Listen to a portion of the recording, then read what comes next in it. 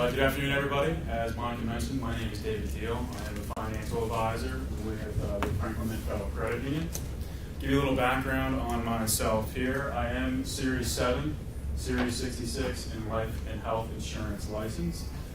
What that means to you is that I am licensed to give advice, talk about retirement plans, securities in the market, and in life and health insurance needs, things like long-term care, disability, things of that nature, if at all you're interested. So soup to nuts from start to finish on retirement plan. I started my career with the Vanguard Group 15 years ago. My primary focus there was working on retirement plans. So I worked in the 403B and 401k markets. From there, I actually ran my own business for a while where I also specialized in retirement plans. I've been with Franklin Mint for the last 3 years. I'm, as Monica mentioned, a financial advisor, wealth manager, whatever term you like to use.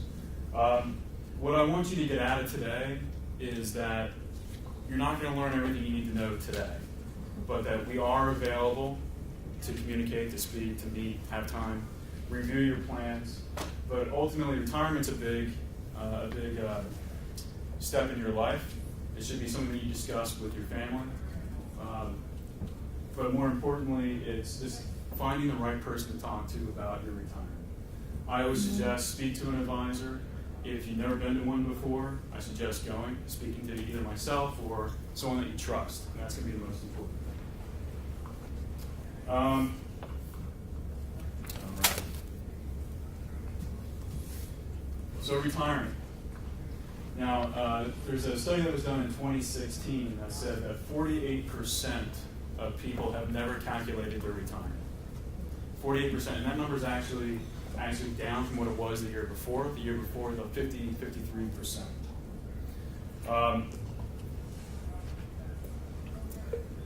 So most people invest in their group retirement plans, which is fantastic. There's a lot of advantages to doing pre-tax investments within your retirement plans. But it shouldn't be the only place that you're putting money away into. There's a number of different things that you can look at in preparation for retirement. I'm going to try to, because we're limited on time, I'm going to try to condense some of this stuff here a little bit, but just know that I'm available for questions afterwards.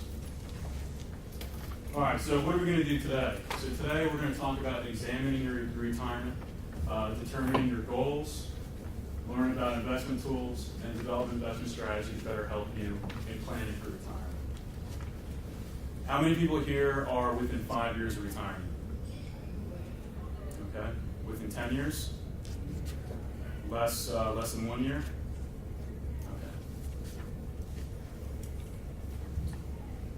So there is no cookie cutter way to invest for retirement. I have people that come up to me all the time and say, well, Dave, I need a Roth IRA. I need an IRA. I need this. The first thing I ask them is why do you need that? And the answer that I typically get is, well, my brother has a Roth IRA. My brother's invested in this. My person I work with told me I should be investing in this. What's important for you to know is that everyone's plan is unique and different compared to what your goals and what your long-term plan is. So just know that there's a number of different things that we can do in terms of planning for your retirement. All right. So here's the fun stuff. What I always ask people to do when thinking about retirement is to run some hypotheticals through their brain. How do you vision your retirement? Close your eyes, think about it. Where do you see yourself 5 years from now, 10 years from now? Are you traveling? Are you spending more time with family? Are you a golfer? What is it that you want to do? Because that's going to be critical to how you are planning for your retirement. The amount of money that you're going to need, the time spent on different things.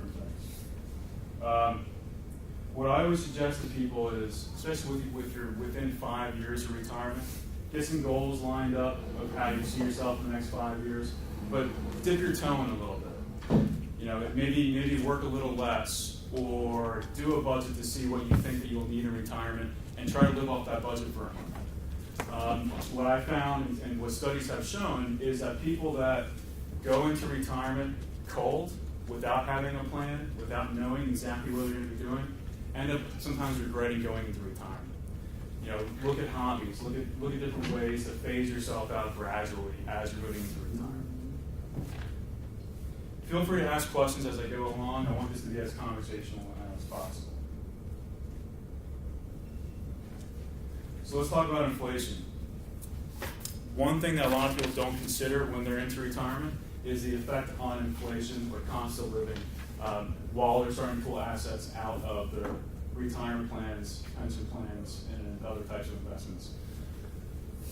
What this is saying is that the average inflation rate for 2016, again, this is not 2017, but 2016 was a little over 2%. But historically, when you look at the last 90 years, inflation is typically about 3.5% to 4%.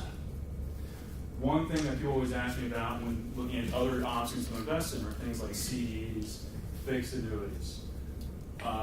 There's a place for CDs and fixed annuities as part of your retirement plan, as part of your overall portfolio. But the one thing that I'll point out is that rates are going up, which is a good thing, especially for CDs. But if you're not getting a 3.5–4% rate of return on your investment, it's probably not a good investment for retirement purposes. If you're the type of person when you're thinking about the market, it makes you upset to your stomach, CDs, things like fixed annuities are a good place to be. But like I said, when inflation cost of living is 3.5–4%, if you're not getting at least 3.5–4% return, then we might need to look at some other types of investments.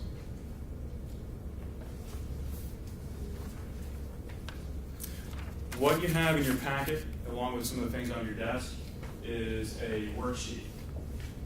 And I believe it's titled... If you open the packet, it's you have the cover, and then you have an intro page, and then it's the back of the intro page, and then the next page. You'll see it's split up into worksheet 1.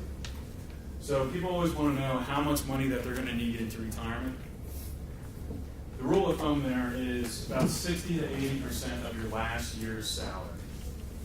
What this worksheet allows you to do, and if you want to spend some time to go through it, you can. If you have questions about it, you can always ask me. But what it does is it breaks down how much money you think you're going to need on a monthly or annual basis in retirement, and kind of gives you a gauge as to where you are today and where you think you'll need to be when that time actually comes. So it does take into consideration inflation as well as Social Security and your current income. Anybody have any questions about the worksheet?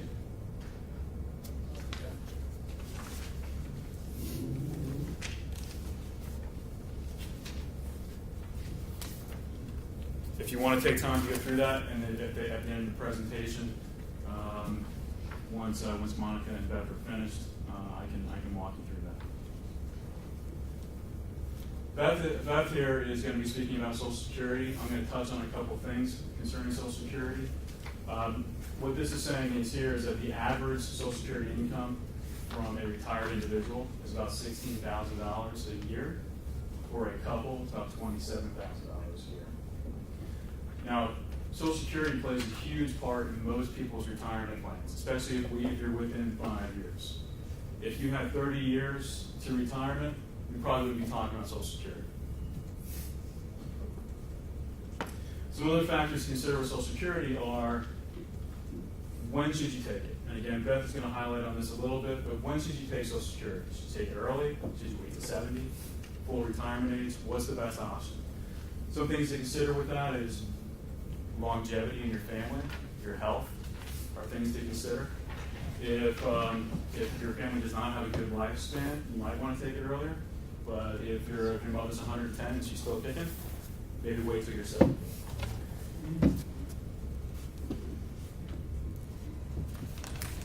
Okay. Any questions about any of that?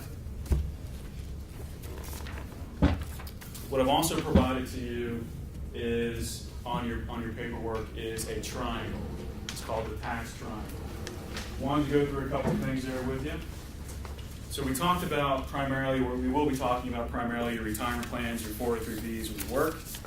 But I did provide this to you, and I think this is a good example of trying to fill up some buckets for retirement. When we talk about diversification, we're talking about a number of different things. We're talking about, most people say to me, well, I'm diversified, I'm in 5 funds in my 403B plan. yes, that's correct. You probably are diversified. But when we talk about diversification, we want to look at how things are taxed, how easily accessible things are, what types of investments you have, and then are you going to owe money on those types of investments later on, especially into retirement. So in the triangle here, we have in the center, we have the IRS. So we have three main types of investments. On the top, we have investments that are tax me never ever again. On the bottom right, we have investments that are tax me later. And then on the left bottom, we have investments that are tax me now and tax me later. So to give you an example here is, on the bottom right, tax me later. Those are investments that you're probably most familiar with. Your 403Bs, your 401Ks, IRAs, pensions, Social Security. That money goes into those investments pre-taxed. So that money has never been taxed. When you go to take that money out, no matter when that is, that money is 100% taxable. And if you're under 59.5, then there's a 10% penalty in addition to those taxes. You will be taxed at your ordinary income rate. So when we're talking about retirement, a lot of people say, well, I want to retire in June of whatever year. I always recommend that if you're going to retire and you're going to start pulling money out of your retirement plans, it's probably better to take that money out starting in a new tax year. So starting, say, in January. Because, and I don't know what tax brackets everybody's in, but if you are in a 24% tax bracket and you retire and you start pulling money out of your retirement plans, you will be taxed at a 24% tax bracket on those funds. Whereas if you waited to January, you're no longer working, you have no earned income coming in, you might fall into a 10% tax bracket, or possibly a 0% tax bracket. So take that into consideration when you're going through retirement. On the left-hand side, left bottom, are investments that are tax me now and tax me later. Those are things like your savings accounts, CDs, and non-retirement or non-qualified investments. So what you have is, when you put money into a savings account, it's been taxed when it comes out of your paycheck. But then when any dividends or interest earned on that money will also be taxed. So you got to take that into consideration. Now up top, you have tax me never ever again. These are investments that money goes in, it's been taxed out of your paychecks, it goes into these investments, and then when you go to take that money out, you will not be taxed on those investments. Those are things like Roth IRAs, Roth 401Ks or 403Bs, municipal bonds, and cash value life insurance. What I included on the worksheet here is on the top right and the top left is an example of somebody who did 100% into a pre-tax investment. Again, that's the bottom right. And somebody who did 50% pre-tax and Roth investments. So a Roth, if you're not familiar, is money that has been taxed, and any dividends or interest earned on that money will never be taxed again. If you put $10,000 into a Roth IRA, it grows to $12,000. You pull that $12,000 out, you will not pay any taxes on those gains. One key point to a Roth is that it must be within that account for at least 5 years, and you have to be over 59.5 to get that tax advantage. So on the left-hand side, top left-hand, you see somebody who, let's say they're retiring at 60 years old, and they anticipate on living to 90. And they've decided that they want to be able to take out $100,000 a year for 30 years out of all their retirement plans. Well, let's say that they happen to fall into a 30% tax bracket. So they take out $100,000 of their money every year. They get taxed at 30%, which is $30,000 on that 100. And you times that by 30 years, they would have paid $900,000 in taxes over a 30-year period of time. On the right-hand side, if somebody decided, hey, I still want that same $100,000 coming out into retirement, but I want half of that money to come from a pre-tax investment and half of that money coming from an investment like a Roth, what would the tax implication be in that instance? Well, if you pull out the $100,000, We know that $50,000 is not being taxed because of the type of investment vehicle it's in. And let's say that because you're taking out less from a pre-tax investment, let's say you fall into a 12.5% tax bracket. So this person over a 30-year period of time would pay $12,500 a year in taxes times 30 years, $375,000 in taxes. When you compare it to a fully taxed retirement plan, they would have saved $525,000 just by having the combination of two different types of investments. Oh, I'm sorry, yes, Monica. So someone is asking, what is the income cap on a Roth? So good question. The question was, what is the income cap on a Roth? It depends. There's a couple different factors there. It depends if you're single or if you're married. A single person, they just updated it this year. I think if you're single, it ranges, I think, to about $85,000 a year. If you make more than $85,000 a year, it starts to get phased out and graded down to how much money you can put away into a Roth. If you're under 50 years old, you can put away $5,500 a year into a Roth. If you're over 50, you can put away $6,500 a year. As a married couple, I believe the cap goes up to about $189, somewhere in that range. David, I have a question. Yeah. Is that cap, is that your gross income? So if you are participating in a 401k or 403b and that gets your taxable income down, would you then possibly qualify if you're near the cap, or does that goes by whatever your gross is? Beth asked, does that mean your gross income? Yes, it does mean your gross income. Okay. Yes. So, but if you're doing it through a Roth through a 403b, the income doesn't matter, right? It does not matter. That's a good question. So the question was, if a Roth comes through a 403b, a Roth 401k, or a Roth 403b, your income doesn't matter. And that's a very good question, because you can make $1 million a year and you can still max out on a Roth within your retirement plan. And then, 18,500 or and then here 24,000. at Drexel, the Roth 403b, it's only what we put in.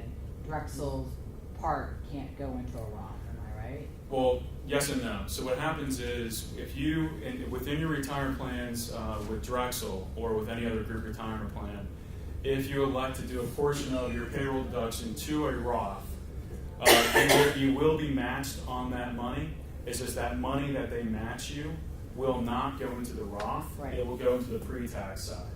And the reason for that is that a lot of these companies, universities, etc., they get deductions for giving you a match. So they want to make sure that it goes on the pre-tax side to get that deduction. Yes. One more question. Can you talk about backdoor Roths? Backdoor Roths. What do you mean by backdoor Roths? So you have a traditional IRA and you want to flip it into a Roth. Okay. Depending on the circumstances, I normally wouldn't recommend that. Okay. So the question was converting a traditional to a Roth. Yeah. The reason why I wouldn't necessarily recommend that's something you would have to speak to your accountant or CPA about, and the reason being is you're going to have to pay taxes on it. So if you had $100,000 in a Roth, $100,000 in a traditional IRA, and you decided, hey, I'm going to convert this to a Roth, you're going to pay taxes on that whole $100,000, and the IRS is going to look at that $100,000 as income. So if you make $50,000 a year and you convert $100,000 of an IRA to a Roth, now you've made $150,000, and that's how you're going to be taxed. So there are circumstances where I think that makes sense, but depending on what the ultimate goal of that money is, and also where you fall tax-wise, I don't know if I'd necessarily recommend it. Do you know if there's a minimum amount of time that something has to be in a traditional IRA before you can flip it? So could you, in theory, put a traditional January 1st to January 15th flip it?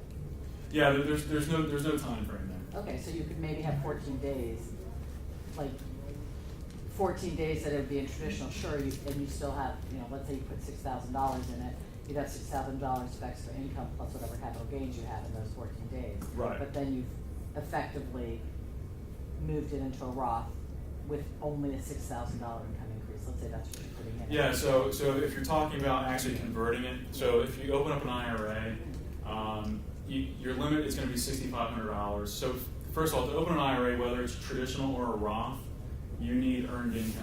Yeah. So if you are retired and you don't have any earned income, you cannot establish an IRA. So that's the first important thing.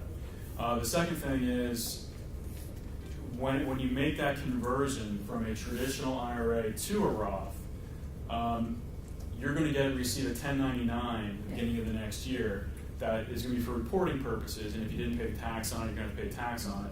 But that's something you would file with the IRS. But no, there is no time frame. I mean, you literally open an IRA tomorrow and then close out a month from now and convert it over. I mean, there's nothing stopping you from doing it. Right, so when you do that conversion, you want to, in effect, create a brand new account so that it's a clean conversion. Yeah, so the important thing to remember is if you do a conversion from a traditional to a Roth is the way that it's coded. I'm assuming that obviously if you're doing this, some people do it on their own, open an account with Vanguard or whatever it is, but sometimes, and they can help you out with it, but if you're working with an advisor or a bank or whoever, the coding of that transaction is going to be the most important thing. You don't want to liquidate your IRA and then open a Roth. You want to do a clean transfer. So every institution has their own paperwork for that, but it needs to be coded as a transfer and not a withdrawal. Okay. Yep.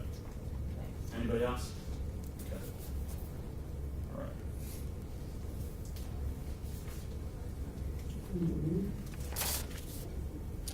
All right, so as I mentioned, creating a strategy is going to be important.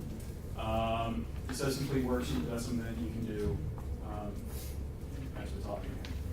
So let's talk about asset classes, types of investments, what I think is important to know about this.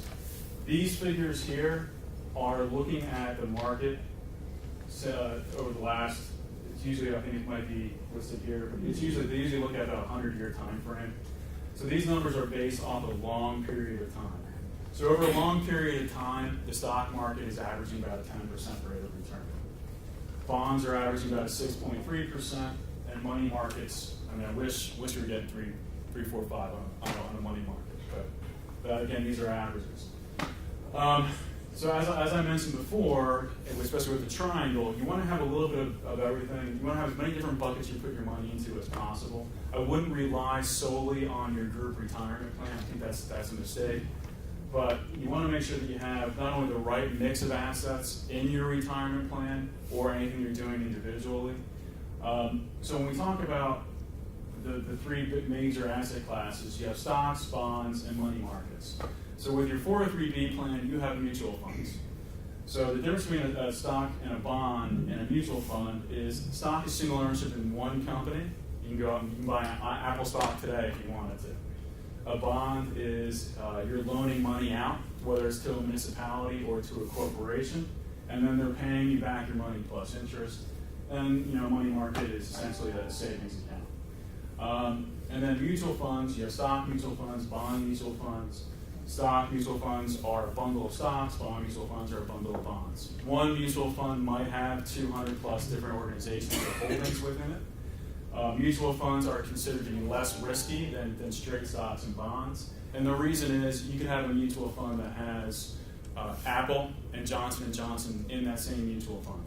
If Apple has a bad month, a bad day, a bad year, Johnson & Johnson, a completely different company, might do the opposite and balance things out. One thing that I recommend, especially as you're nearing retirement, how conservative or how aggressive your portfolio should be. Now, to that point is, what we typically say is the more bonds that you have in your portfolio, the less risky or the more conservative your portfolio is said to be. Bonds and stocks move in opposite directions. So when the stock market's high, bonds are low and vice versa. People do not invest in bonds for great returns. They invest in bonds for two things: stability and dividends. If the market were to come down, as it's been doing the last few weeks, as the market's coming down, you would see your bonds come up. So again, the bonds are there to help stabilize and protect that portfolio. And having that right mix is important. One thing I'll add is as you're looking over your retirement plans and what you're currently doing, and as maybe you're going through this worksheet, if you ever want me to take a look at what your holdings are, what your asset allocation is within your portfolio, I'd be happy to do that. One thing I don't think I mentioned as our relationship with Drexel, with Franklin Mint and Drexel, is that we do offer free comprehensive financial planning. So if you ever have a question, our branch is right downstairs, right on Chestnut. You come in, schedule an appointment. I'll gladly go through your retirement plans with you. David, I have a question. Yes, Beth? Is there a time frame that you would recommend that people start moving things into a more conservative grouping? Like, is it 10 years out, is it 5 years out that you would have them really start moving things away from stocks and into bonds? Yeah, so that's a good point. So Beth asked, is there a time frame where you should start reallocating your investments to be more conservative as you get closer to retirement? There is no rule of thumb there. It all depends on your overall goals and how you feel about the market in general. I have clients that are 80, 85 years old who are very aggressive investors, and they know they are, and they like being aggressive investors. But if you are concerned about making sure that your assets are protected, a lot of you are probably invested in target date retirement funds within your retirement plans. So it might be like a 2020 or 2025 or something like that you're investing in. Those target date retirement funds are allocated based on your age. So the younger you are, or the farther away you are from retirement, the more aggressive they are. And we'll go through some different allocations here in a second. And then as you get closer to retirement, those target date funds gradually start becoming more into bonds. And then as you get closer to the year that you retire, a lot of it goes into cash. And then that's because you're going to start pulling those funds out. Thanks, Beth. Now, one thing I will point out is if your portfolio is managed appropriately. Again, if you look the last 10 years have been pretty crazy in the market. We've had 4 negative years in the last 10. If your portfolio is allocated appropriately and you monitor it on a pretty regular basis, I'm not saying monthly or quarterly, but at least a few times a year, your money should be doubling about every 7.5 years, statistically speaking. And that's something that we can take a look at and kind of see where you are. All right. So time horizon, as Beth was pointing out, is important. So what is your time frame? A lot of people here are less than 5 years.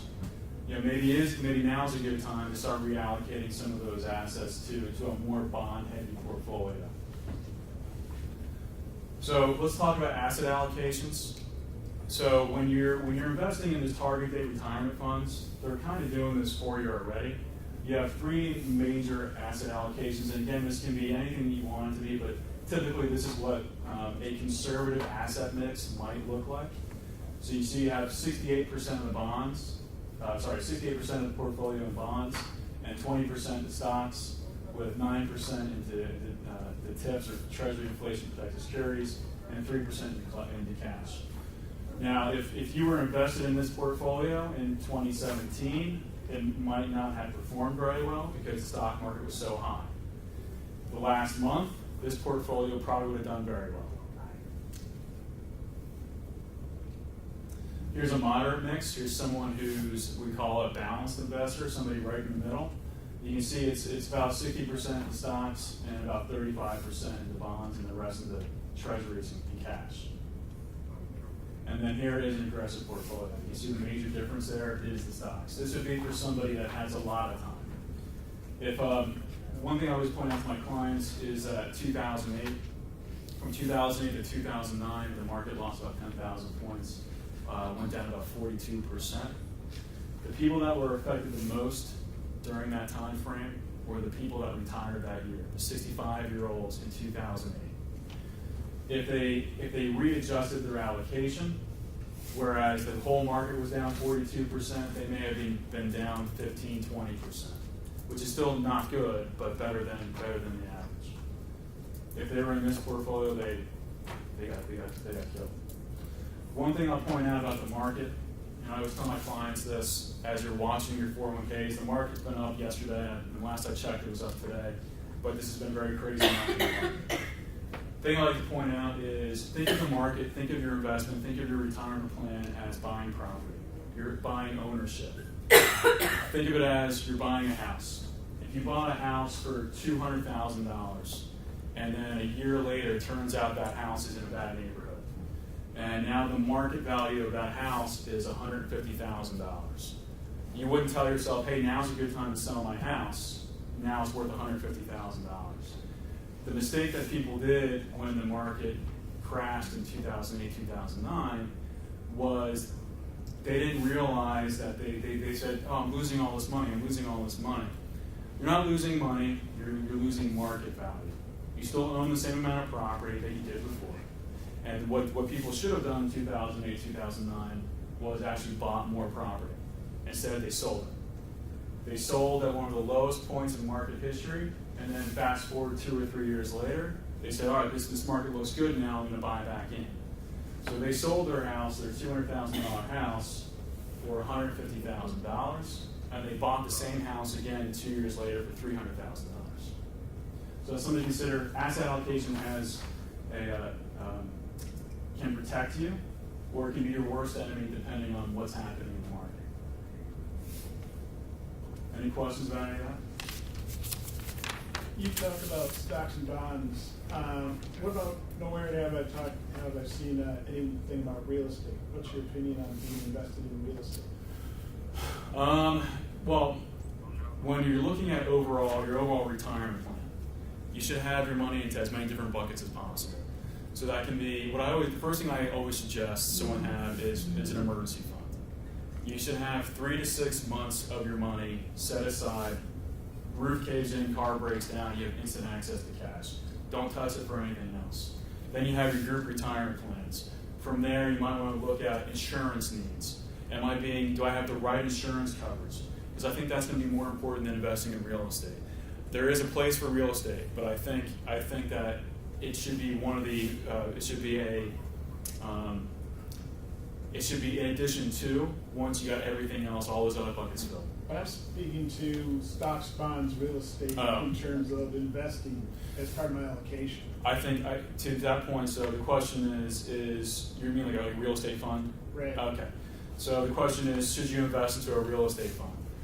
Real estate funds are considered to be more aggressive than the average fund, so there is a little more risk associated with real estate funds. But if you're looking for a hedge or something that's going to move differently, I think it is a good idea. I wouldn't put 20% into a real estate fund, but it might make sense maybe to put 5-6% into a real estate fund, just as a diversification tactic and nothing else.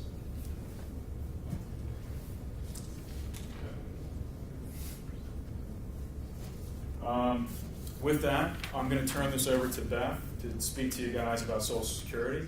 If you have any questions, please don't hesitate to ask. I will be here for the remainder. And if you want to schedule some time, we could do that as well. Thank you.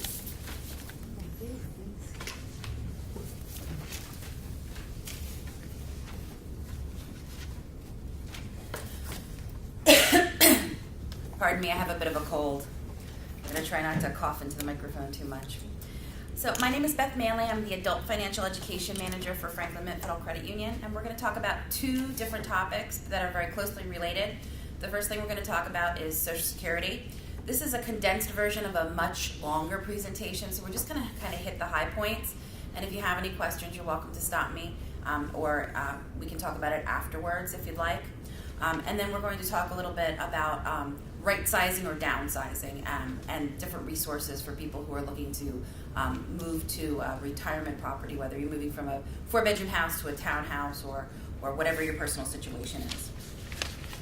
So David had touched upon replacement income, and experts are talking about you really want to have 60 to 80% of your income income covered during retirement. So whatever you're making your final year, 60 to 80%, depending on what kind of lifestyle you want to maintain. And there are a lot of different factors that go into us deciding that. You're not going to have the same bills. You're not going to be having the same commute. Hopefully your kids have moved out. You're not going to be paying for college in retirement. You're not going to be saving for retirement. and you may be downsizing, so there's a lot of costs associated with maintaining a larger property that you're not going to have to incur any longer. So Social Security was set up as a safety net, and that's the important thing to remember, is that if you have means to save on your own, Social Security is not going to be the bulk of your income. So you can see when we talk about replacement rate pre-retirement, people who are making in the $20,000 range are going to be getting almost 50% of their income back during their Social Security years once they start claiming at full retirement age. Whereas somebody who's more in the 125 to 150 zone, while they are getting more money than someone who made and paid in through a $21,000 income, it's not as large a percentage of their overall retirement income. It's only about 26%.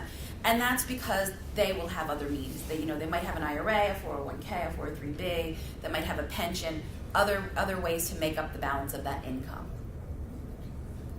So the max Social Security payment for a worker at full retirement in 2018 was $2,788. So to earn that, you would have been making the maximum taxable income, and that changes every year.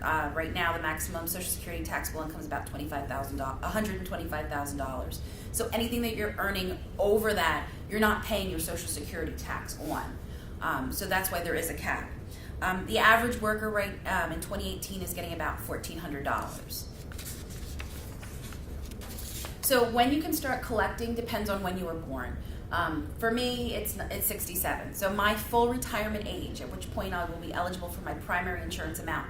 That means that there's no reduction if I want to continue working, whether it's part-time or full-time, and there's no reduction in spousal benefits or anything like that. So mine is 67. I'm sure for many of us it's somewhere between 66 and 67. And it's important to know, because depending on the year, it could be a couple months after your birthday. You don't want to accidentally file too early and have a reduction in your benefits because you didn't realize what you were doing. So if you want to work after claiming, you have a couple choices. So if you're at your full retirement age and you want to go and have a part-time job, or go, you have a hobby that you want to turn into a business, well, that's fine. If you are at your full retirement age, so for me, 67, there's no penalty to my benefits, regardless of how much money I'm earning. But once we start looking at retiring early, there are some significant, significant penalties. So if you are under your full retirement age, so let's say you want to go at 62 or 63, well, you can do that. We're going to have a smaller benefit. But in addition to that, anything above $17,040 that you earn, they're going to deduct $1 from your benefits for every $2 that you earn above that cap. So this is why you need to have a plan together. And if you're 3-4 years out or more, this is a prime time for you to really be looking at all your assets before you make the decision and commit yourself to filing for Social Security too early. The year that you turn, so let's say your birthday is in June of next year. So from January to June of next year, until you actually hit your full retirement age, it's a much easier to digest cap. So it's $1 deducted for every $3 above the cap, and the cap is over $45,000. So again, these are important numbers to keep in mind if you're going to move to a part-time job and you're thinking that you want to supplement your income with Social Security. Make sure you're not shooting yourself in the foot by doing both at the same time. So when should I start collecting? Well, that's the $1 million question. And for some of us, hopefully, literally, it's the $1 million question. So if you start collecting too young, you're limiting your benefits, and over your lifetime, you could really be shorting yourself quite a bit of money. If you file too late, then you won't get the most out of your benefits. David had brought it up too. Longevity is the key. I mean, we can shake a crystal ball as easily as we can look at some of these life expectancy calculators. It's anybody's guess. But the things to look at is, how's your overall personal health? How long did your parents live, your siblings? If longevity runs in your family, then it's probably in your best interest to hold off on filing for Social Security. We talk about break-evens, and we have some charts that we can go over that work out, break-even depending on what your anticipated life expectancy is going to be. So if you file early, so if you're filing at age 62, that is the earliest that you can file for your benefits. So, sorry. So filing at age 62, this is based on an annual income of, the highest annual income of $85,000. So this person is getting a reduction in their monthly benefits of what they would have earned if they waited by 23%. So they're going to be taking home about $1,600 a month. If this person waits to their full retirement age, that number goes up by more than $500 a month. We're talking about 4 years this person would wait. So if you can move into, maybe taking out a little bit of your retirement funds to supplement yourself, maybe get a part-time job and hold off and wait to file for Social Security until your full retirement age, it's going to be a big boost in your income. So if this person lives to 85, and that's kind of the average between men and women life expectancy, by waiting to file until they're at full retirement age, they're going to earn a lifetime income of $42,000 more than if they pull at 62. So not a small amount of money. Now, you have the option to defer till you're 70. Every year that you defer past your full retirement age, you gain roughly 8%. Again, it depends on what your full retirement age is, how much the total amount you're going to earn. So by this person waiting, they're now earning $2,869 a month. So they're getting like $1,200 more a month than if they filed when they were 62. I mean, that's a significant change. But again, not everybody has that luxury. If you need to retire for health reasons, if you're in a situation where maybe you have grandchildren and your children are saying, hey, we'll pay you to take care of our child, that would be some additional income for you, then maybe retiring young, filing at 62 or 63 or 64 is a good idea for you. You have to sit down and really look at your total portfolio to decide how you're going to manage your years. So this is the break-even chart that we were talking about. And just so that you understand, this takes into consideration an average lifespan of 85 years. So if you're at full retirement age is 66, you decide to retire at 63, you'll earn the same amount of money by the time you hit 77 is if you waited till you were 70, you get your deferred credit, and then passed away at 84. So I know this can be a little confusing. So this we're talking about is getting the same amount over the lifespan as if you had filed. So for me, at 67, so if I'm having some health problems, I file at age 64, and I only live to be 75, I will have accumulated in benefits the same amount of money as if I had waited till I was 70 and lived till I was 85. Yes. Okay, thank you. Can you change your mind if you find you made a mistake? Yes, you can. You have up to 1 year from when you file to change your mind.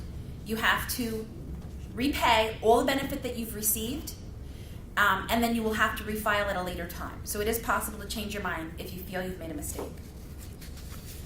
Spousal benefits. So if you are currently married and one spouse is a significantly higher wage earner than the other, there's something called spousal benefit. So what can happen is that if your spouse is a full retirement age and you're a full retirement age and their benefit is more than twice what your benefit is going to be, you can get the difference. So, and if you did not work, if you have a spouse that did not work, they can claim up to half of your full retirement benefit, the two of you together.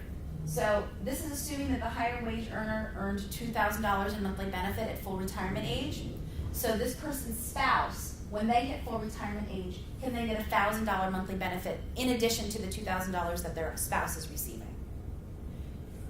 What's interesting is that if you do work and you do have a benefit, you have to take the highest benefit, and you are deemed, they call it deemed filing. So when you start your Social Security, you have to take the highest benefit you're eligible for. The exception to this is survivor's benefits, and we'll talk about that in a little bit.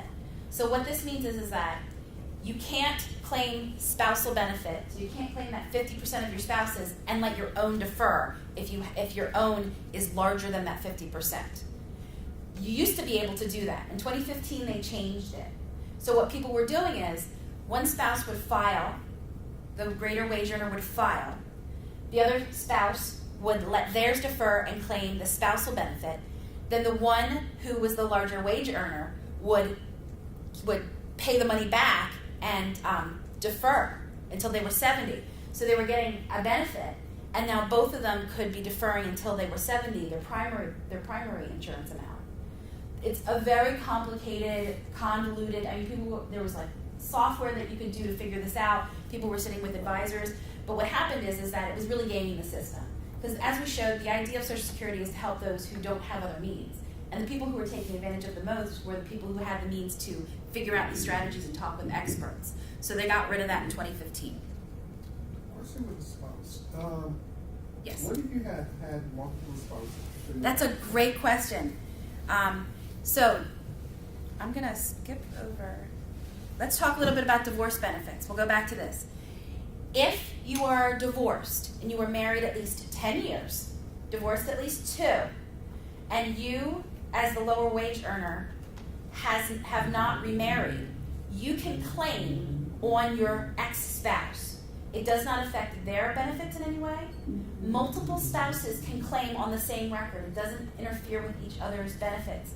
And this is the one exception also where normally, in order to claim spousal benefit, your spouse has to file for Social Security. So if your spouse is of full retirement age and they file, then you, if you are also of full retirement age, could potentially be eligible for the spousal. But if you're divorced, you don't have to worry about that. But remember, you're only getting half of the full retirement, the primary insurance amount. So if they're going to defer till they're 70, you're not going to get half of that deferred credit. You'll get half of whatever their regular insurance amount would be at their full retirement age. So if you're married 3, 4, 5 times, as long as each of those marriages lasted at least 5 years, your ex-spouses can claim against your record. And it doesn't impact you, it doesn't impact current spouses. And we're going to talk a little about survivor benefits. So survivor benefits are a little bit different. So with survivor benefits, you can defer. So this is key that you have to be currently married to the spouse.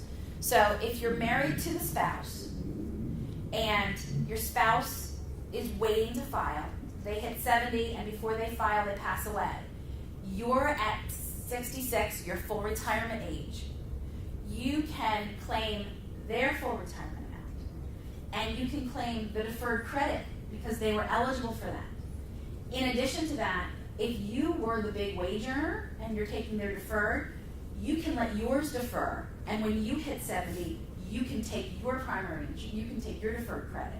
So survivor benefits are very complex. They don't actually allow you to do survivor benefits online. You have to call them and talk to somebody to make sure that you're getting the most out of your benefits at that point.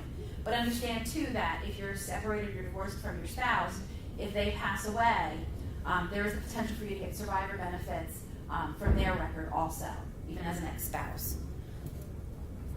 Does anybody have any questions about Social Security? Yes. One more, and we only have 2 minutes for you. Okay. So the person's saying, does it make sense to start receiving Social Security at full retirement age and work full-time? Well, yeah, because you're not going to have any, at full retirement age, you're not going to have any reduction in your benefits. And that's key. As long as you've passed your full retirement age, there's no reduction in your benefits. My mother-in-law is 75 and she still works full-time because she loves her job. But she's getting survivor benefits from her ex-husband, from her deceased husband. And she's also working full-time, so she's really getting the best of both worlds because her health warrants her doing that. All right.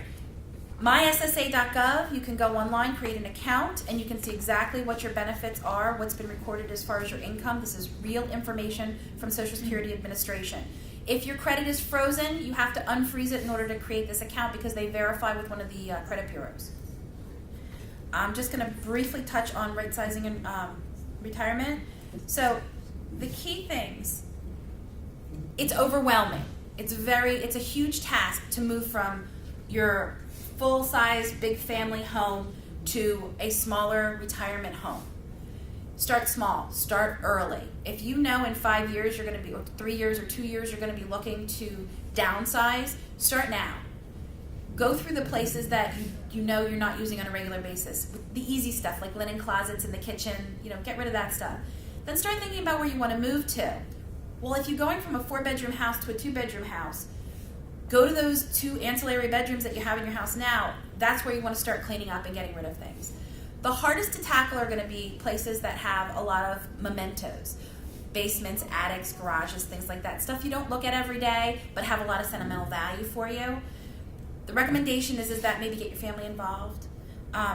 Also, really good idea to start, let me see where you have here. I'm trying to get through. Give your legacy gifts now. Don't wait until you're dead to give away the grandfather clock. If you're not going to have room for it in your new place or in the place you're planning to move to, now's the time. You can see your family enjoying these things. Photos. You can take a shoebox full of photos and you can transfer to a flash drive or to a disc. And then the ones that are really important to you, you can have made into photo books, taking up a lot less space for you. Collectibles. Just remember when you're liquidating your assets, you need to be paying off your debt with the resources that you have, because you don't want to go into retirement with an overwhelming amount of debt because your income is going to be reduced. So now is the time while you're still working to maybe look at consolidation loans. Talk to us, come down to the branch. We can look at your credit overall, see what we can do to help you to get things in order so that you don't have this huge burden of debt weighing you down. Your debt shouldn't be deciding how you retire or when you retire. It should be your assets that help you make those decisions and your wants and needs. Thank you. I'm just going to put up this slide real quick. National Association of Senior Move Managers. If you or a loved one who's even older, this is a certified organization, a non-for-profit organization that takes care of moving people into downsizing or right-sizing. They have, it's more than just a moving company. Really good idea. They can show you people in your area who can help you manage everything from staging your home, decluttering, estate sales, yard sales, all that stuff. PA Cares, Surrey Services. I love this organization. If you have a lot of antiques, a lot of collectibles, they have their own consignment store and they give you 60% of the proceeds. You have to be a retirement age. Thank you so much. All right, we're going to bring up Kristen Bellamy from our HR department. And Kristen's going to cover, this laptop isn't scrolling. Okay. Not scrolling. So I'm going to hand Kristen her slides. She's going to graciously start talking. Oh, it's not there.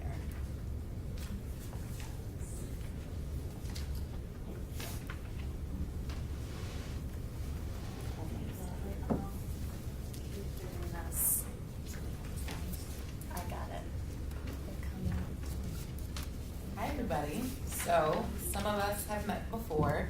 Thank you, Dave and Beth. Thank you. The presentation was great. So they talked about the things that I'm not prepared to talk about.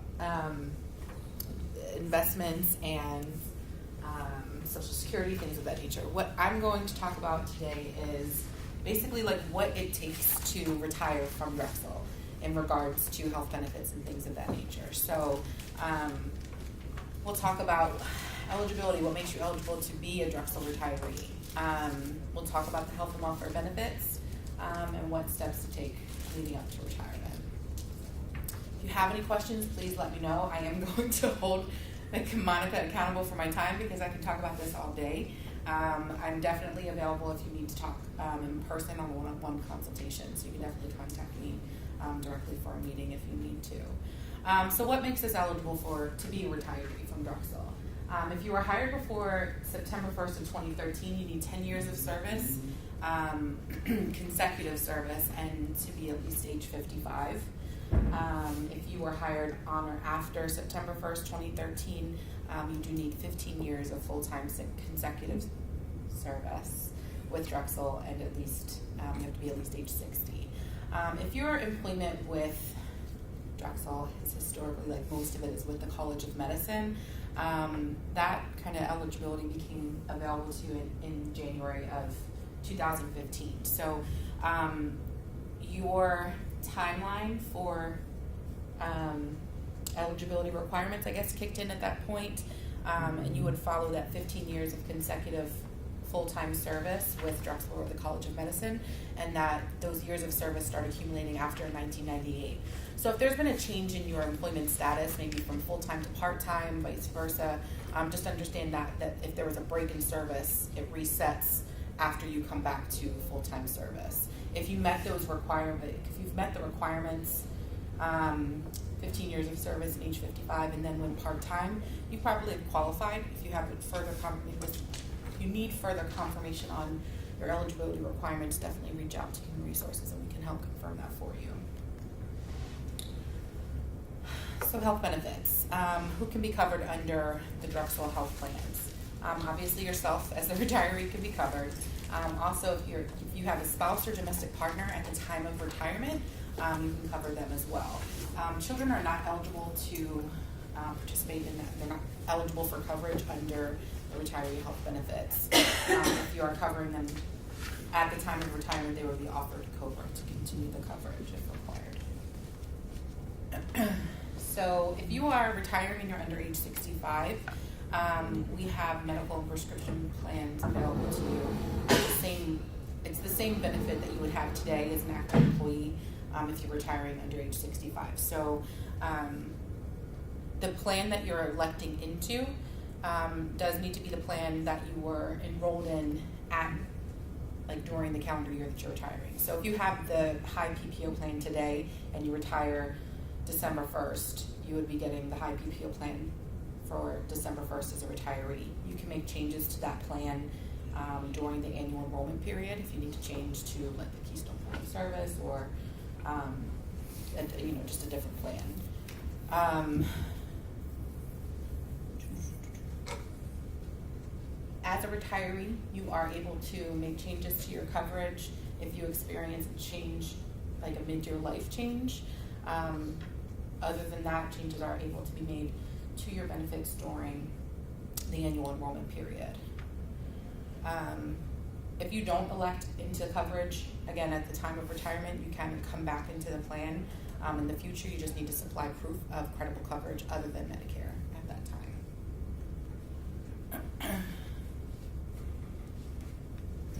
We just talked about that. So if you're over age 65 and you're retiring, we do have a Medicare Advantage plan that's available to you. The plan that we have is offered through Independence Blue Cross, like all of our other medical plans. It is called the Personal Choice 65 PPO. Again, it's a Medicare Advantage plan, which basically means when you're enrolling in this plan, you're assigning your Medicare to the Medicare Advantage plan. You do need to maintain Medicare Part A and B, so you would be paying for your Medicare Part B premium. If you're collecting Social Security at the time of retirement, that premium is deducted directly from your Social Security income. If you are not collecting Social Security at the time of retirement, they typically bill you on like a quarterly basis for that premium.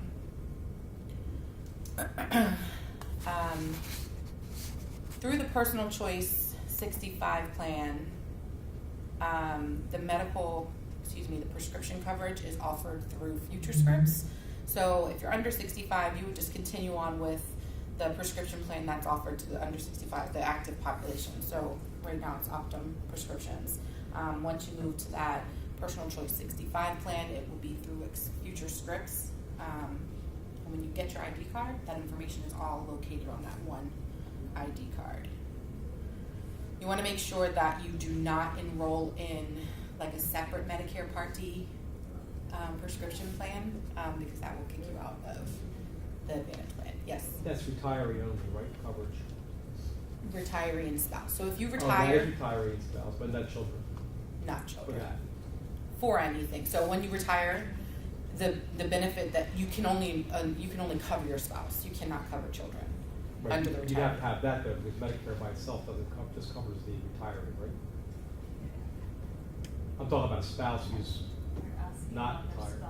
So if you have a spouse who's not eligible for Medicare, you can cover them on are in our benefit plan, they would be eligible for that under 65 benefit. Right. But yes. In that plan, you have to have that plan, right? You just can't have Medicare by itself, right? You can choose to have Medicare by itself if you want. No, to cover the spouse, Original too. Medicare. That's So in your situation, you're saying you're over 65 or eligible for Medicare, but your spouse is not, Yes. right? So if your spouse isn't eligible for Medicare and you are, you would be considered like split coverage. Mhm. So you would be covering yourself under the Personal Choice 65 Medicare Advantage plan. Your spouse would be eligible to continue coverage with what you had as an active employee. So if you're enrolled in the Keystone plan, they'd be able to keep that Keystone plan, or whatever it is that you had, Right. as an active employee. Yeah, so you'd be covered just under 2 different plans. But Once could they you- become eligible for Medicare, then they would come under they would be eligible for the Personal Choice 65 plan. I And see, they'd have they to have enroll. to be 65 and, Or Medicare eligible. oh, okay. Mm-hmm. Yep. But if that's the case and you're split, is there a way just to put your spouse on Keystone? Normally, like when you look at our benefit stuff, it's employee plus spouse, there's not a spouse only. Yeah, so once you retire, things are Things come similar up. but There's different. a different spreadsheet, Right. is that what you're saying? But I mean, yeah, we understand that there are situations that we have spouses who don't match up with their eligibility for Medicare. So yeah, we definitely you have the capacity to cover your spouse on the Medicare Advantage plan when you're not eligible for it, and vice versa. So there is a spouse eligibility for either one of those options. So yes, yes. Okay, so if you're on Keystone and you're under 65, you would stay on Keystone, Mm-hmm. right? And then you have to switch to personal choice when you turn 65? So currently, we only have, traditionally also, we only offer one Medicare So not medical Keystone plan. 65? No. No, so the plan that we offer is it's the Personal Choice 65 plan. It works like a PPO, so it offers national coverage. I believe the Keystone plan would be similar to the point of service that we have, which would offer national coverage. Does anybody else have any questions before I move on? Okay. So I'm sorry, for the health benefits, on the previous slide, you said that it's only your partner that exists when you retire. So Yeah. if you get married later on, they can't come out on. Correct. Yeah, so if you're married today, your spouse or partner of record at the time of retirement is eligible to be enrolled in the plan or come onto the plan if they have a life event change. That spouse dies and you remarry, then that new spouse would not, or if you get divorced or whatever the Right. situation is, they wouldn't be able to come onto the plan. Yeah. Currently we also, if you pass away, your spouse would be able to continue coverage. If they're enrolled in the plan at the time of your passing, would be able to continue on with the medical coverage under their own record.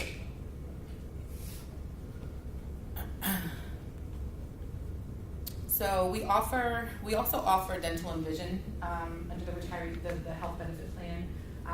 Dental and vision is offered at the same coverage levels, the same benefits that are offered to the active population.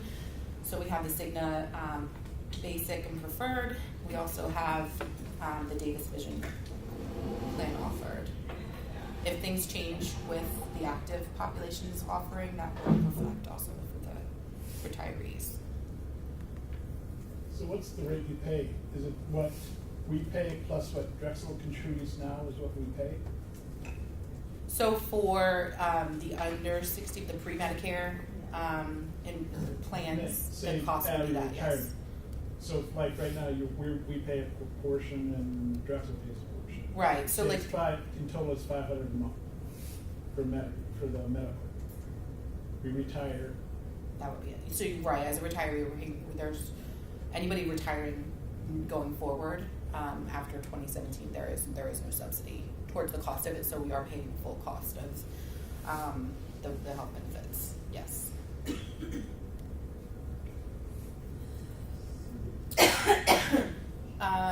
So for the 403B retirement plan, you do want to reach out to the vendors directly to initiate what your income would be once you started drawing off of the retirement plan.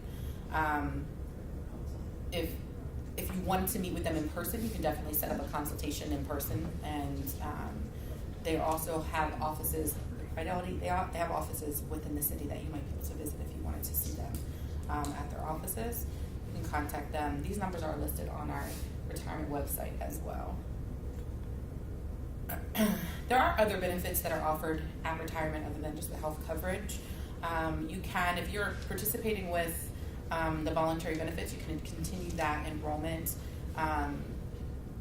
by just paying them directly. Obviously, the payroll deductions would stop, but you can continue paying them directly, like for the Liberty Mutual car insurance or homeowners insurance, long-term care through Genworth, or the critical illness insurance. Sick days, when you're retiring from Drexel and you're over the age of 65, sick days are paid out for accrued but unused sick time up to the maximum of 35 days. Vacation days are paid out for, again, the accrued but unused vacation time up to 200 hours, which is about 25 days.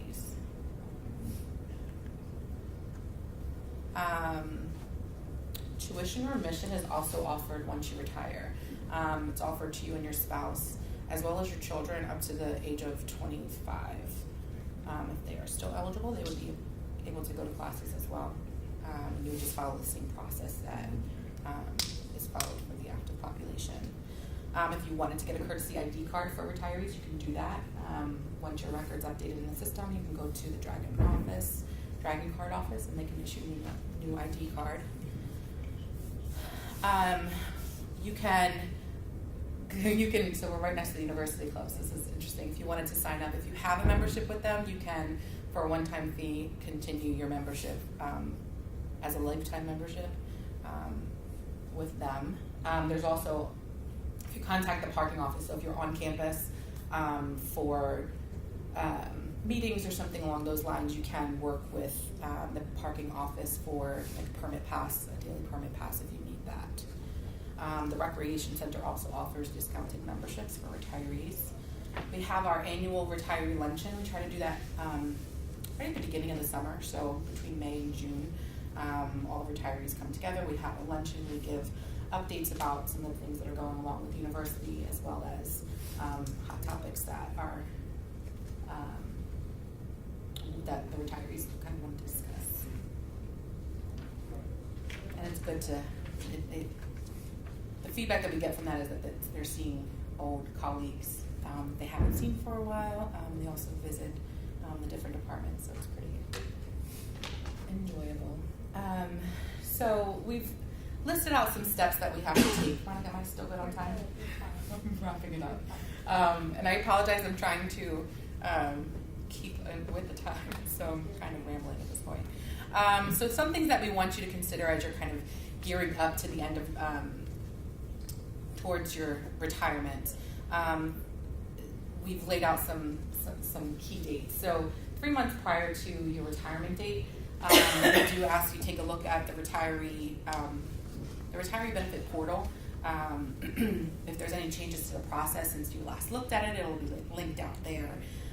We also ask that if you haven't already, to meet with somebody within HR and the benefits team to discuss your interest in enrolling in the health plan, so we can get you the necessary package and paperwork to get that transition started for you. We do suggest that you notify your supervisor, if you haven't already, of your impending retirement. They will typically meet with you to discuss like a separation checklist. So if you have outstanding issues that you may need to firm up, you'll want to have that conversation with them. You also, as you're leaving Drexel, have the opportunity to do an exit interview with our business partners. There is an online exit interview if you didn't want to meet in person, but you can definitely give feedback about your experience in Drexel before you go. If you or your spouse or your partner are 65 or older, or kind of coming up to that time, you definitely want to have a conversation with Social Security so that you're aware of what your benefits are, not only under the Medicare plan, but also income-wise. So we don't have that information, but it's important that you have the conversation. There's a number of, you can go through the Social Security website. You can also get the application for Medicare through Medicare.gov. In order to sign up for Medicare, we do have to verify, if you're over 65, your spouse is, that you had active coverage from when you turn 65 until you're coming off of an active employee plan. So there's a Medicare application that you'll need to complete, Medicare Part B application, but you'll also have to certify that you had active employee coverage. There's an additional document that we would need to complete for you. I find it helpful to have that kind of upfront before going to Social Security so they don't have to give that to you to just circle back, complete it with HR, and then give to them once it's completed. So if you've met with us, we typically will have that form completed for you after our conversation. If not, if you're heading to Social Security, definitely give us a heads up and we'll complete the form for you. It does take a little bit of time to get Medicare Part B set up, so we do typically ask the same timeline it takes to get set up for Social Security, that you give us that notice, that timeline as well, that notice that you're going to be leaving. It is confidential, so if it's a situation where you don't want to tell your department just yet, but you want to have the conversation with Human Resources, with the benefits team, to get an idea of where you stand, we can definitely have that conversation with you. We can help you get started with Social Security. We're not going to report back to your office what you're doing, but they typically say like 60 days notice to get Medicare established for you. So if you're going to be leaving in November and your retiree benefits kick in December 1st, you probably want to start having that conversation September, October timeline with Social Security to get Medicare situated, because we'll need that Medicare ID information to get you transitioned to the Personal Choice 65, you or your spouse. So that is just one of the key timelines to keep in mind. Yes. If you're working past 65, you still need to do that at 65? Yeah, so if you're working past 65, say you retire at 69, if you didn't sign up for Medicare Part B at the time you turn 65, you need to close the gap with them you still need the timeline to enroll in Medicare Part B. If you've enrolled in Medicare Part B at 65, you don't need to worry about the timeline to enroll, but. So if you apply 2 months before your 65th birthday, you tell them you're going to retire at 65, say. I'm a little confused with that second sentence there. You may do so over the phone if you're retiring. Does that mean if you're retiring at 65, you could do it 3 months prior? Or does that mean if you're retiring 3 months before your 65th birthday? I guess that is a little confusing. So to answer your question, no. So that form doesn't need to be completed if you haven't reached 65 yet. So I apologize for the confusion there. If you are retiring after, so when you should be contacting Social Security prior to turning 65 if you're planning on retiring on your 65th birthday. You'll want to get Medicare kicked in for that time frame. But if you're working after 65 and you haven't enrolled in Medicare, that's when we'll need to verify that you are covered under an active employee benefit in the time between then. So you want to enroll in Medicare by your 65th birthday? Part B. Is that what you're saying? But isn't Part B deferred if you're still going to be working? Yes, it is deferred. It can be deferred. You have to decide that. And the other question I have, if you apply for Social Security, but you don't want to collect, say, till you're 66 or 68 or whatever, do you still have to apply?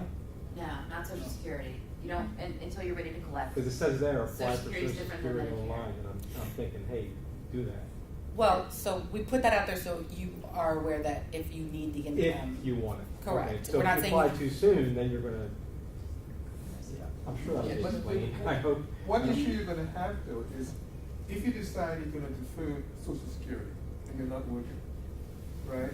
And you decide you're gonna defer Medicare to that same point, right? You're gonna incur penalties when you do decide to get Medicare. So you have to do it at 65, otherwise you're gonna have penalties. So if you're gonna defer it, at least do Medicare, but you don't have to collect Social Security. Right. But and the penalties are pretty severe, pretty severe. It's like 10%? Yeah. There's an article in the New York Times. Yeah, the New York Times had a great article. I sent it to So Monica. you definitely wanna do that. Yeah. It's confusing because they are two completely separate things. If you file for Medicare, you're not automatically filing for Social Security and vice versa. If Right. you can turn 62, file for Social Security, and you're still not eligible for, Medicare, so. Right, so, and that's 2 minutes.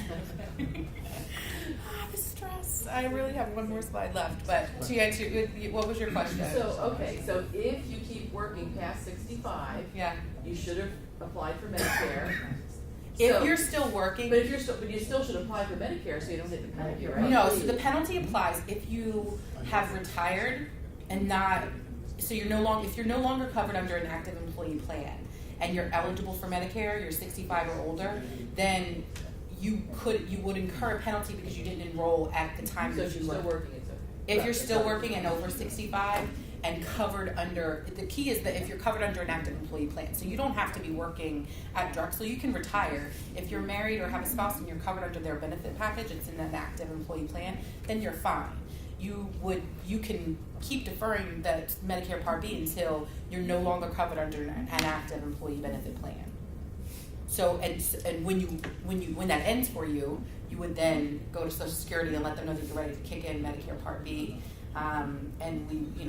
Whomever you were covered under the plan, the active employee plan would need to certify that you were covered between those ages, that age, the timeline. I don't know if that's, I just sent Monica this New York Times article, they imply that if you are Medicare Part B eligible and you still have a private insurance company, if you will, that insurance company could turn around and say, no, we don't need to pay, you should have gotten Part B, same that. My mom's is the same way. So I'm not sure about if it's an employer's medical plan. Yeah, whatever, a non-med, so if you're Medicare Part B eligible and you don't sign up for it, so you're 65, you're eligible for Part B, you don't sign up for it because you're still working for Drexel. Drexel's insurance company, Independence Blue Cross Blue Shield, could turn around and say, no, you should have gotten Part B. We should not have been your primary insurer for the Part B part. I'm just reading what the Times said today, which I sent to Monica. So Drexel doesn't do that, is what you're saying, is Drexel? We don't do that. So We don't my require. mom's employer does that. It would need to be, and correct me if I'm wrong, that would need to be the plan deciding whether or not that's go the after decision you they or not. want to do. Like, so for Right. Drexel, we don't require spouses or employees Okay. that are 65 or older to go in that direction. So I just want to make sure I'm missing anything, so I'm done. But, I had one question from the audience. Yes. From the online, they were asking, when is the information about the buyout available?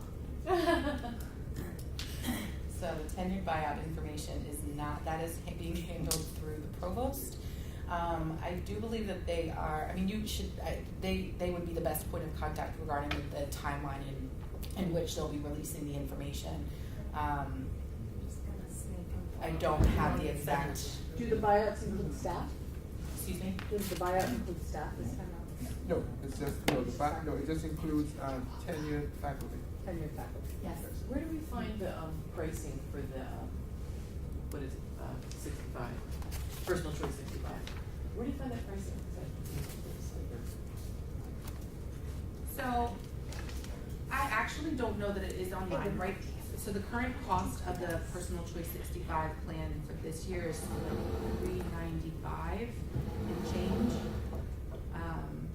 And if your spouse had to? It would be that same amount. Same So it's price? individual, yeah, so the $395 is per person. Yeah. So- We do have, so I'm actually gonna check on, Yeah, because I tried finding it and I went to Blue Cross and it's like, where do you find that number? so we do have a retiree medical page in our, the Mhm. HR website, so I'll double check to see if that was Thank you. posted there, and if not, we'll post it. But yeah, that's the, I need it for my spreadsheet. I understand. Does anybody else have any other questions? So we're gonna take an 11-minute jaunt through wellness at the end of this presentation. So this yellow handout, you can follow along if you like. So we wanted this presentation to be comprehensive, so we just wanted to include a little bit about why you might be motivated to retire and what that might look like. So why are you wanting to retire? Give me some reasons. Why not just work here forever? Why would you want to? Okay. Any comments? Stress. enjoy doing some things that you can't, for instance, I was a professional musician, Great. and I can't do any of that. Okay. Right now, too busy, Okay. things So like looking that, forward just, you to know, playing music, fitness doing endeavors, personal just things, you know, activities, that you fitness. squeezing in these little blocks of time Yeah. to be able to Great. do without having to look at the clock all day long. Great. So we have do some activities that we like, we have less stress. So those are two kind of different oriented reasons to retire. So in the first box, I just want to encourage you to think about why you're wanting to retire and to think about the positive reasons you're wanting to retire. It's easy for most of us to say, we want to get out of here, we're not enjoying this, but it's important to remember what you're moving towards so that you can actually set yourself up to thrive during retirement. So how many people are aware of the risk of retirement in terms of your health? Has anyone heard about this? So our financial advisors have. So when you're actually looking at retirement, you often find that health will decline during retirement, especially during that first year. And why do you think that might be? So you're not doing anything, you're less active. So those are interesting reasons because we may actually be more active once we're not sitting at a desk all the time. So what else do you think might cause that? Age. Age, yeah. Lack of direction. Lack of direction. You don't have as much structure as you did when you were working. Okay, great. So, Zach, from the, I'm in the field. I'll stay in the field. Okay, everyone's like, where is that woman who's talking? I'll be over here by this mic. Thank you. So there's actually a Harvard research study that there's a 40% increased risk of stroke and heart attack in the first 5 years after retirement, especially after that first year. And so when we think about health and we think about retirement, it's important to be aware of all the dimensions of health. So what are some dimensions of health other than physical health that we might need to nurture during retirement? So there's mental health, physical health, what other kinds of health? Spiritual health, emotional. So we have this nice little 7 dimensions of wellness. There are like 10 different versions of this. I picked this one because it did not include vocation. So vocation is often on this wheel, but vocation can also be defined not as the work you do, but as having a purpose that you, and a direction that you move towards. So one of the things that we can do to transition from retirement is to think about it not as a singular event, but as a process. So if you're retiring and you aren't someone maybe who has a lot of activities or hobbies or interests, if you tend to be defined by your work, if you introduce yourself and say, I'm a blank wellness administrator or whatever, you need to start thinking about what other activities and what other kind of personhood you want to cultivate so that you can start to think of yourself as a whole person. So again, thinking of retirement as a transition and a process so that you can set yourself up to really know what you're looking forward to and what you want to cultivate. So there are just a couple activities or suggestions from this Harvard Health Survey. So finding a social network. So often, most of us spend more time with our coworkers and our families from time to time. So it's important that you can have very deep relationships at work. It's important that you begin to invest in relationships outside of the office. Finding activities that bring you joy, so like playing music, which you may have to crunch in right now. You're actually going to have much more time and energy to devote to that. Being creative, so anything that can help you kind of learn about a new aspect of yourself and be engaged. And also to keep learning, so cognitive decline is another risk of retirement. So just making sure that you're staying engaged with life and with learning new things. So that is all I have. Do you have any final questions for me or for HR or for Franklin Mint? I too, what about continuing to work after retirement or part-time, you know? Yeah, So continuing to work can't- after retirement. Yeah, and before Social Security, I guess you're okay. I think you touched a little bit on it earlier. Yep. But I So- guess once you're collecting social security, it's probably not a good idea to work too much, right? Depends when you file. If you're full retirement age, there's no penalty. If you're below your full retirement age, then it depends how close to retirement you are. If you are, like, let's say your full retirement age is 66, if you file at 62, then it's a pretty significant penalty for anything you're earning over 17,000 and change. If it's the year that you're ready to retire and you're like, I've had enough, I'm gonna retire, you know, I'm gonna start claiming a couple months before my birthday, it's not that big of an impact. And the threshold is over $45,000, so. Okay. But if you're, I mean, as I said, my mother-in-law is 75 years old, she continues to work full-time, and she has her social security that she, you know, she deferred, she waited until she was 70 to start claiming. But that works for her, she has a very low stress job, and she gets her full income and she gets her full social security. So that's the thing, that's why it's really good if you can wait a little bit till you're at least at your full retirement age, then maybe go pursue a second career. You know, find something that you love where you can earn, you know, a decent amount of money at, but you're not quite as worried and quite as driven because you have that supplemental income from Social Security really helping you out. One thing I'll point out, which I wanted to mention, which I forgot, was there's a great website called Mint.com. If anyone's familiar with Mint.com. Mint.com, it links to all your checking accounts, it links to all your credit cards, it links to all your spending, and it monitors your spending habits. So you can go on any point on the app or on the website, see where your money's going, and it helps you formulate a budget, right? So if you're working full time now, you're making more money. If you anticipate on making less money, maybe try to put yourself on a budget. Say, can I live off of X amount of dollars, like I would be if I was retired? Can I do that? And then try to do it for a month and see if you can do it. And then that might, you might not have to do a part-time job if you didn't want to. The best point is, I see all the time, I have a number of clients who retire 60, 61, 62 years old, and they go and they get a job at a golf course because they get free golf.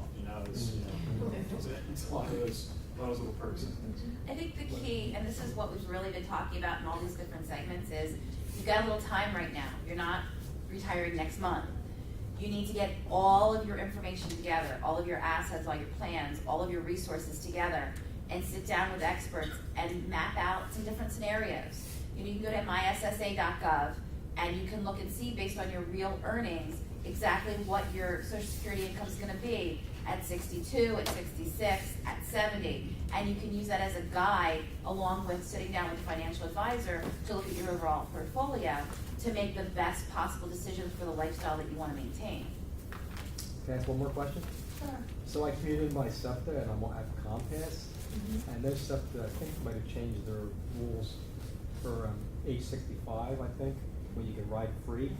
Does that mean I can come to work free if I'm working after age 65 on SEPTA? Any time of the day? It does, I think the SEPTA, the regional rail is like 80 cents. Oh, there's a little charge? Did they change? Oh, they charge you something? I think I don't that think it's that's free true. it's free within the city, but they're discounted tickets. If you're riding the regional rail, it ends up being $1. So you can come to work for $1, which is much better than, 8 or 13 or whatever. And those are some of the costs that we talk about, how some of your costs are going to change based on where you are in your career. Maybe you're only working part-time, maybe, you're getting discounts. I mean, SEPTA is a significant amount of money that you're putting out each month. If you're saving a couple $100 a month for that, that's an additional amount of money that you don't have to account for in your budget. But you won't realize that if you don't do the budget. Yeah, dry cleaning. Yeah. Buying clothes that you may not be wearing after you're retired. There's a great book. I'm going to screw up the title. It was something as I funded my retirement with my Starbucks money. And it was about people that go to Starbucks every single day. Let's say you spent $3, $3.50, or $4 on coffee. What if you apply that $4 a day to retirement? Right. And if you add that up and compound that over a certain number of years or months or whatever, it's actually pretty significant. So the latte factor. Right. Yeah. That's what I've heard it called. Yeah. Okay, great. So we're gonna wrap up. We're all here if you'd like to come up and talk with us, and you can still ask questions in the chat box for a few minutes if you're online. Full-time job. Thank you. Thank you all. Thank you. get through my full. Yeah, not too shabby. Sorry, I didn't cut you off. No, I wouldn't want. No, that was great. I'm sorry. Well, there were a lot of very detailed That's how like, questions, so thank you. girl from, A lot of, that's DVDs in there. took all the, life cycle and how they put it in. I think it's all. That's why I said about The whole team. Anyway, I'm talking these things on. I skipped it. You going back now? distribution and, because I said, should I make it? We figured it out. No problem. We'll talk. These are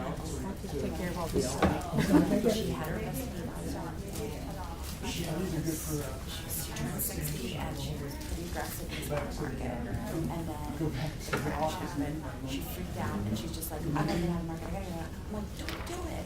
If you can, I'm like, you're not. Yeah. I'm like, Oh, okay. just leave it alone. Leave it alone. Let it cover because you will never make back that money. And my mother-in-law was smart enough not to do that, even though my mother-in-law was older. And she moved on and she keeps working for my mom. She had so much money that she just, all the things she wanted to have in her house that she needed with a mortgage. I'm like, why don't you buy small things to be cash, because you have the cash, and then you put toward a mortgage payment while start working. Yeah, well, my mom is, she's 77, and she still doesn't understand what I do. And she's really basic. Yeah, my mom too. I wish you did. My mom is a perfect example of throwing money at a problem and not fixing the problem. 65 and older. But, thank God, like, Yeah. because I don't know where my parents did that. Oh, yeah. And actually, My mother-in-law. September Okay, so I 2018. didn't know. No, September 2018. She had, she still works, she's got, her house is paid off, she was in a little 55+ community. She lives out in a little, Well, it's like my